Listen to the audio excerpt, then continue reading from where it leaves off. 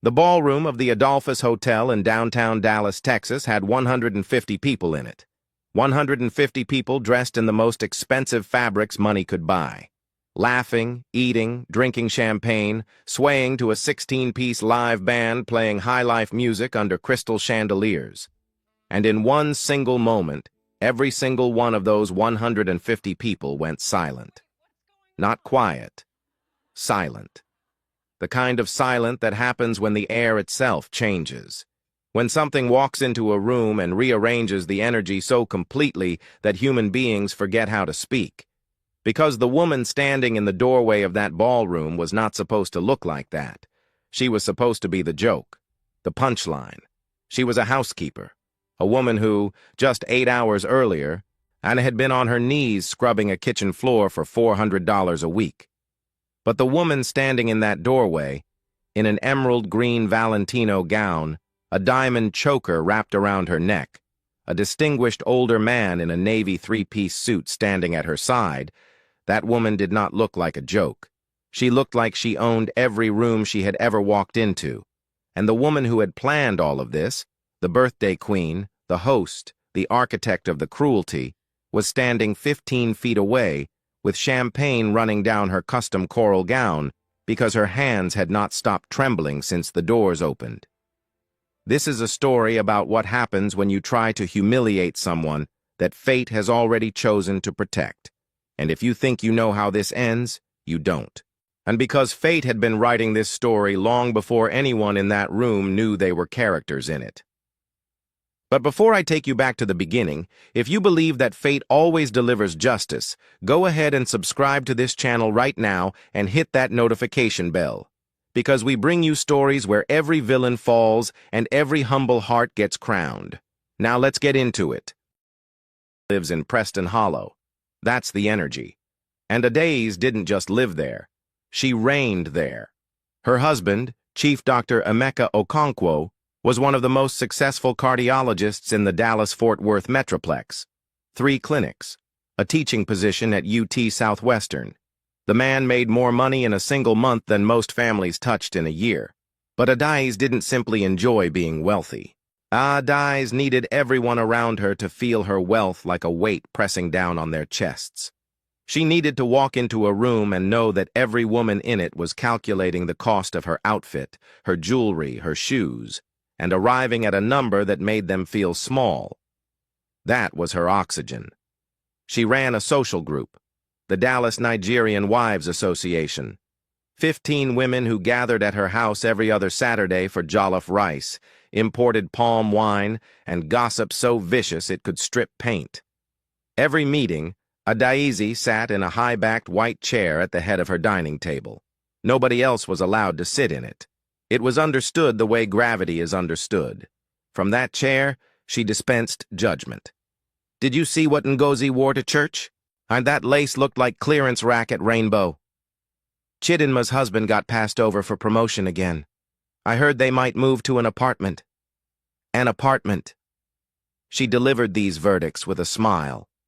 Perfect cruelty wrapped in perfect charm. And the women laughed.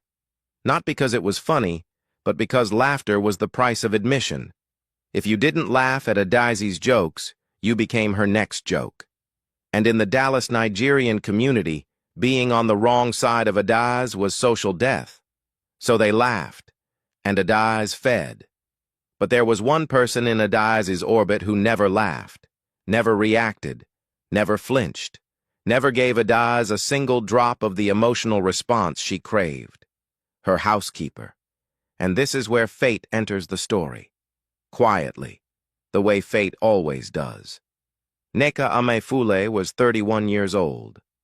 She arrived at the Okonkwo mansion every Monday, Wednesday, and Friday at 7 a.m. and left at 4 p.m. She cleaned everything, every room, every surface, bathrooms, laundry, marble floors on her hands and knees, silver that Adaise used once a year. For all of this, Adaise paid her $400 a week. If you know what housekeepers charge in Dallas, you know that number is an insult. But Nneka never negotiated. She arrived, she worked, she collected her pay, and she left. She was quiet. The kind of woman who entered a room and you might not notice, not because she wasn't beautiful, because she was, but because she moved through space like someone who had decided to be invisible. And that invisibility was driving Adais out of her mind, because Adais tried to break her. She left messes on purpose. Red wine poured on white marble 30 minutes after Neka finished mopping. She inspected rooms and held up a finger with a speck of dust, like a prosecutor presenting evidence. She talked about Neka on the phone in Igbo while Neka was standing right there. This girl is a village girl. She doesn't know anything, but she cleans well. That's what people like her are good for. And Neka? Every single time? Head down, hands steady, back to work. Not a tear, not a flinch. It was like swinging a hammer at a lake. No matter how hard Adais hit, the surface absorbed it and went still. Adais hated Neka because Neka had something Adais could not buy, fake, or take. Dignity. Real dignity. The kind that lives in the bones. The thought was always there, burning behind every insult. This girl thinks she's better than me. And fate heard that thought. Fate heard it and smiled. Because fate had plans for Adaize Okonkwo. Adaize's 40th birthday was 3 weeks away, and she was building the event of the decade. She booked the Adolphus Hotel, hired an event planner from Houston, commissioned a custom coral and gold gown from New York, ordered a 5-tier cake from a celebrity baker, booked a live band and a DJ, even secured a Nollywood actress to make an appearance. Budget, $200,000. Guest list, 150 people, every prominent Nigerian family in DFW. Everything was set. And then fate whispered an idea into Adaize's ear. She thought it was her own idea. She didn't realize she was picking up a script that had already been written for her. Saturday meeting, 2 weeks before the gala, small chops on the table. Chapman in crystal glasses. Adais clapped her hands twice and the room went quiet. Ladies, I have the most brilliant idea. 14 faces turned. You all know my housekeeper, Neka. I am going to invite her to my gala. Kioma leaned forward. Invite her as what? Adais grinned. As a guest. She laughed. Full volume. Theatrical. I give her a formal invitation. Gold envelope. She shows up in whatever she can scrape together. Some dress from Ross. And there she is, standing among 150 people in custom designer outfits. She paused for effect. Then after the toast, I call her to the front. I say, everyone, meet Neka. She keeps my home beautiful. And the contrast says everything. Most of the women laughed. Not all. Obiageli at the far end did not laugh. She looked at her phone and pressed her lips together. But nobody objected. Because protesting Adaize was a luxury none of them could afford. And fate watched this scene and made a very detailed note. Monday morning, 7 a.m. Neka walked up the driveway. Same t-shirt, same jeans, same sneakers. Adaize was waiting at the front door. Silk robe, coffee in one hand, gold envelope in the other. Neka, I want you to come to my birthday celebration as my guest. It would mean so much to me. Neka looked at the envelope, then at Adaize. Something flickered behind her eyes. Not surprise, more like recognition. Ma, I don't think I have anything appropriate to wear to... Oh, stop! Come as you are. Whatever you have is perfect. We're all family. The word family came out like venom designed to do damage later. Neka took the envelope. She looked at Adaize for a long moment, those calm, unreadable eyes. Thank you, Ma. I will come. Adaize grabbed her phone and typed into the group chat. The fish has taken the bait. And 3 minutes later, Neka was sitting in her Honda Civic in Adaize's driveway, making a phone call that would change everything. International, Nigeria, Enugu State, 2 rings. NWAM, how are you, my daughter? Daddy, I'm fine. You don't sound fine. Daddy, I think it's time. Time for what? Time to stop hiding. Now. This is where everything flips. Pay close attention, because fate was about to show its hand. Nneka Amaefule came from Enugu. She cleaned houses in Dallas. She lived in a small apartment in Garland. She drove a 2016 Honda Civic. All true. But the story Adais had constructed, that Nneka was a poor village girl with nothing, that was fiction. Adai's fiction. Nneka's father was Chief Obiora Amaefule, founder and CEO of Amaefule Construction Group, one of the 3 largest construction companies in southeast Nigeria. Hospitals, universities, bridges, highway systems, 4,000 employees, contracts across Nigeria, Ghana, Cameroon, and Kenya. Net worth, roughly $400 million. Nneka was his daughter. Her older brother ran a tech company in Lagos and London. Her younger sister was a cardiothoracic surgeon in Abuja. So why was Chief Amaefule's daughter scrubbing Adaeze Okonkwo's kitchen floor? Because 5 years ago, fate had taken something from Nneka that she could not buy back. His name was Tobena. 6 years together. Wedding 3 months away. Our venue booked. Dress fitted. 400 guests confirmed. Then a Tuesday evening. A drive from Enugu to Onitsha. A truck. A blind curve. He was gone before the ambulance arrived. Nneka did not scream. She sat down on the floor and stopped. Stopped eating. Stopped speaking. Stopped being anything recognizable as the woman she had been. After a year, her father sat her down. Go somewhere new. Let me set you up. London, New York. I'll buy you a house. Fund any business. Nneka said, Daddy, I don't want your money. I want to work with my hands. I want to be so tired at the end of every day that I fall asleep before I can dream about him. Chief Amaefule cried. But he let her go. She came to Dallas with almost nothing. By choice. Found cleaning work. By choice. Lived simply. By choice. And every month. And her father deposited $50,000 into a Chase bank account she never touched. By the time Adais handed her that gold envelope, the account held over $2 million. But it was never about money. It was about a woman rebuilding herself from the ground up. And then Adais came along with her deliberate messes and her Igbo insults and her gold envelope full of cruelty. And fate said, enough. Not Nneka. Fate. Because Nneka would have kept going. She had survived worse than Adaeze Okonkwo. But fate operates on its own schedule. And fate had decided that Adaeze's bill was coming due. Nneka was the instrument fate had chosen to deliver it. After the phone call, things moved quickly. Chief Amaefule booked first class. Enugu to Lagos to Dallas. Arriving 2 days before the gala, Nneka called her brother Chukwuemeka. I need you to look up a name. Chief Dr. Emeka Okonkwo, cardiologist in Dallas. Check if he has any pending business with Daddy's company. Chukwuemeka called back in 40 minutes. You're not going to believe this. This man submitted a proposal 8 months ago. Partnership to build cardiac care clinics across West Africa. Lagos, Accra, Nairobi. Worth $8 to $10 million. Sitting on my desk. We haven't responded. Nneka closed her eyes. Fate had put that proposal on that desk. Fate had been arranging pieces like a chess grandmaster. Don't respond. Don't accept. Don't reject. Just hold it. Then Nneka went shopping.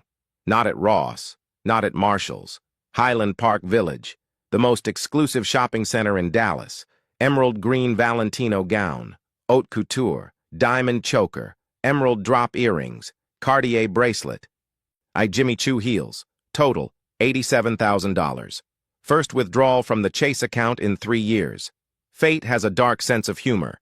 The 3 weeks between the invitation and the gala, Nneka performed flawlessly. Same time, same clothes, same quiet energy. She never mentioned the party. Adais was delirious with excitement. She hasn't said a word about it. She's going to show up in exactly what I predicted. Meanwhile, Obiageli ran into Nneka at an H-E-B grocery store. Are you going to the party? Nneka looked at her with calm certainty. Yes, I am going.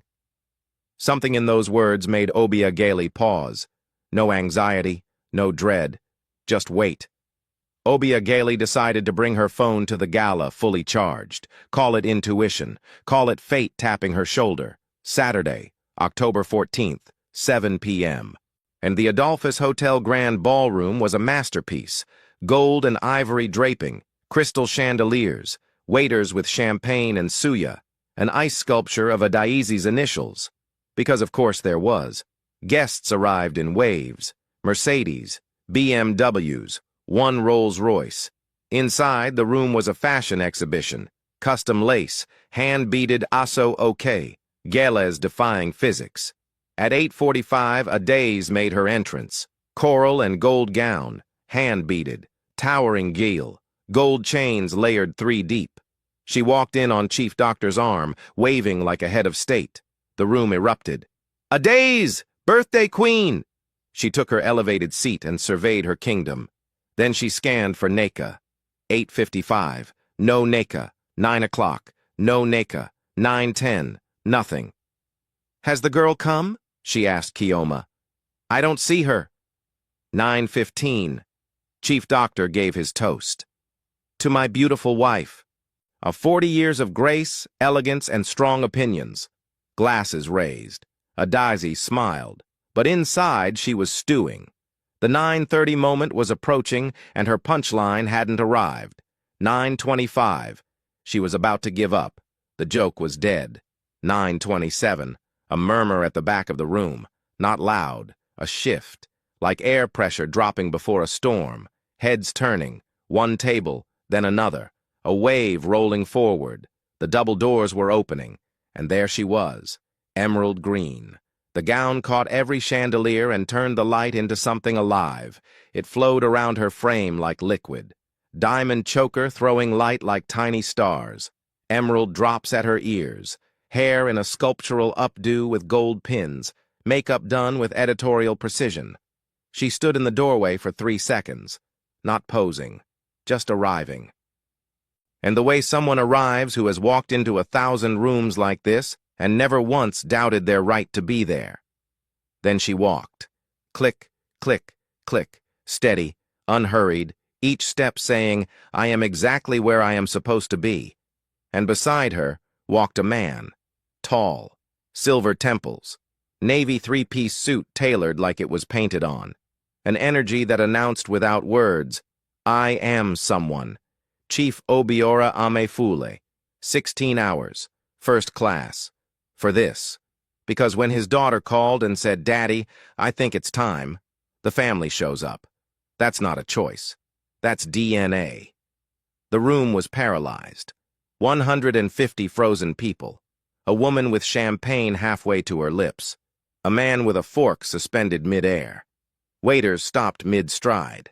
And at the head table, Adaiz was experiencing something she had never felt before. An invisibility. Every eye was on Neka, not on the birthday queen, on the housekeeper, the village girl. Except that woman was gone. The woman standing in this room was who she had always been, the person Adaizi had never bothered to see. Adaizi's champagne was spilling down her coral gown. She couldn't make her hand stop shaking. Kioma grabbed her arm. Ada, Ada, is that Neka? Adaizi could not answer. Then Obiageli stood up. Quiet, invisible Obiageli. She walked across the silent ballroom directly to the entrance. Chief Amefule, sir, what an honor. My father is Professor Nwosu from UNN. You built the new wing of the teaching hospital. You funded the pediatric cardiac unit in Enugu. The words landed like bombs. Chief Amefule, Amefule, construction, hospitals. Hundreds of millions. And his daughter was the woman Adaiz paid $400 a week to scrub her floors. The information rippled through the crowd, face by face, table by table, whispers igniting, phones appearing. Chief Amefule walked toward the head table, Neka beside him, crowd parting. He stopped in front of Adaizi. Mrs. Okonkwo, I am Chief Obiora Amefule. I wanted to thank you for the generous invitation you extended to my daughter. It is not every employer who treats their staff with such Thoughtfulness. Thoughtfulness. The word hung like a guillotine blade. Everyone knew. The WhatsApp whispers had done their work. Half the room had heard the plan, and now they watched the architect stand face to face with $400 million worth of consequence. Chief Amayfuel, welcome. You are very welcome. Sir. Her voice sounded like it came from the bottom of a well. Chief Dr. Emeka understood now. He knew that name.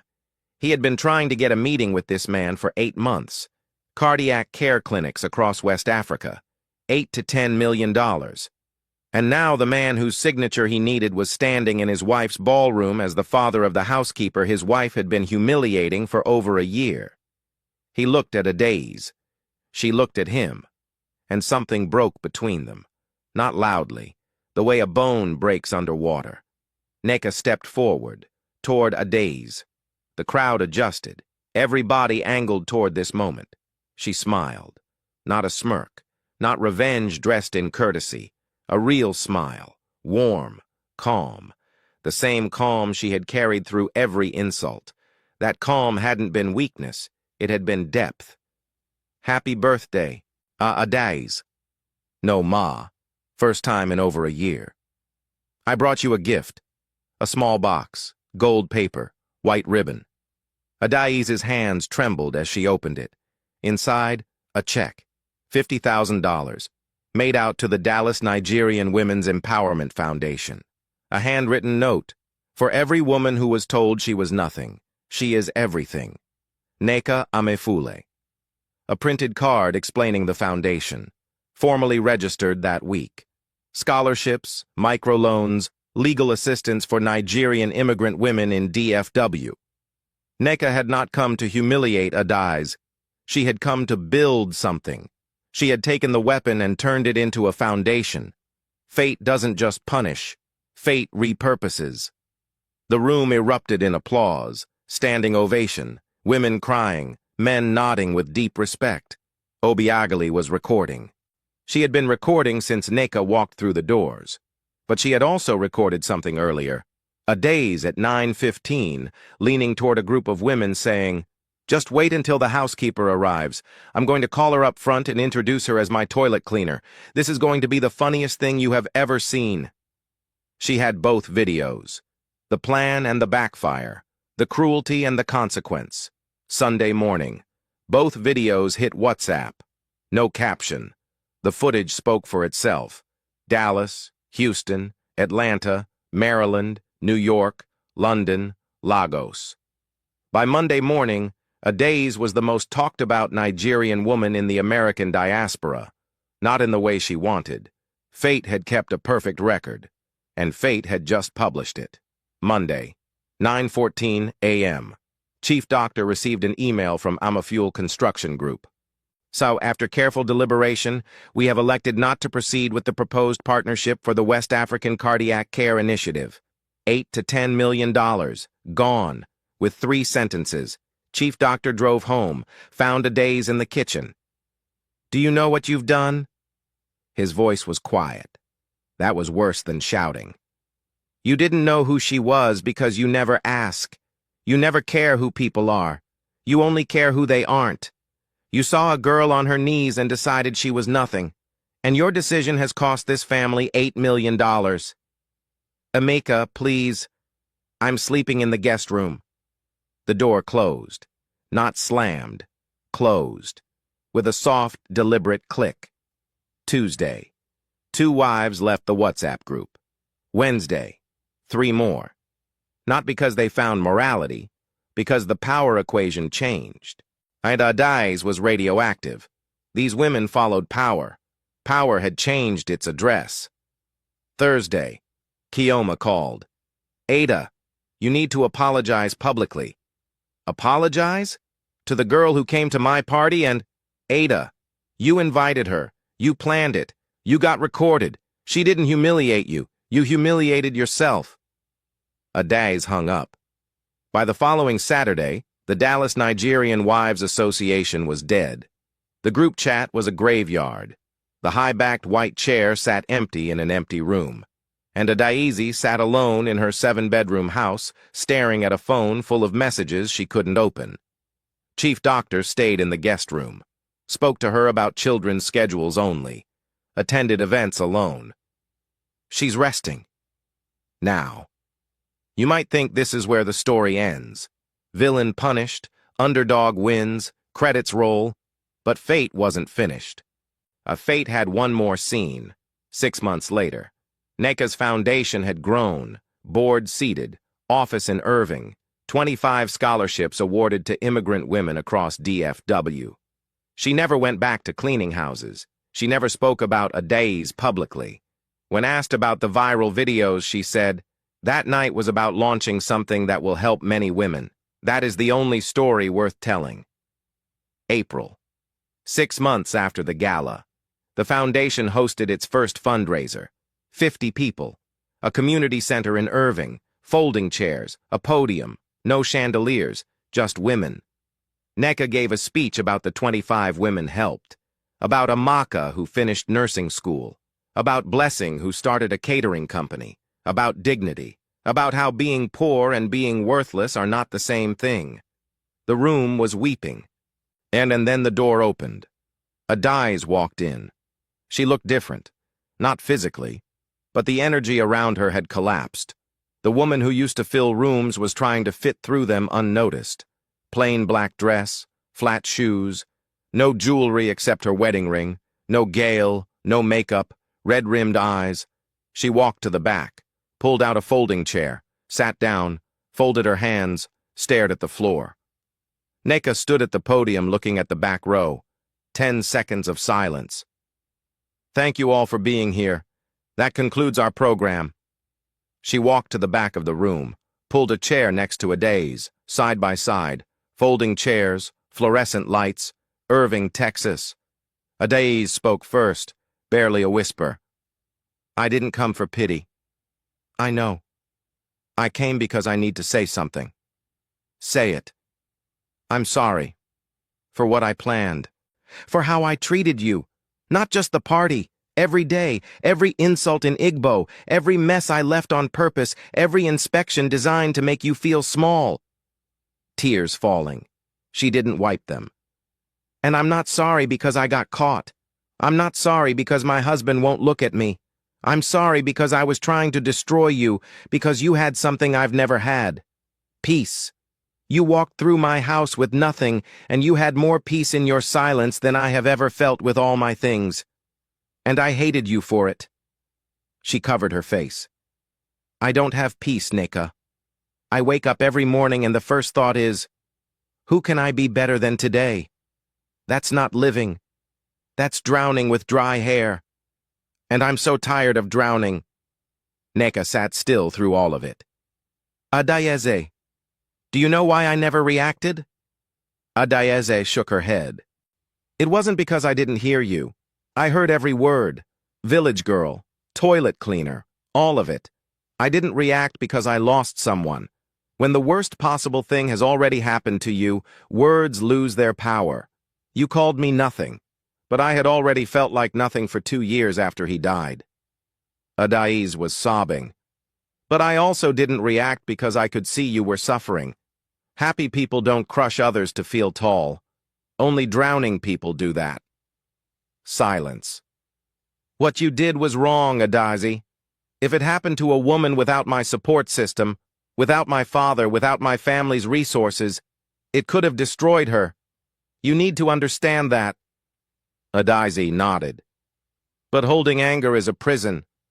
I've already been in one prison, grief, and I spent 3 years breaking out. I'm not walking into another one. So I forgive you, not for your sake, for mine." Silence. "Can I do something? For the foundation? I don't want to just apologize and disappear." NECA looked at her carefully. "Can you organize events?" Adaize almost laughed through tears. "That is literally the only thing I've ever been good at." "Then let's start there." And fate smiled. Because this was always the ending fate had written.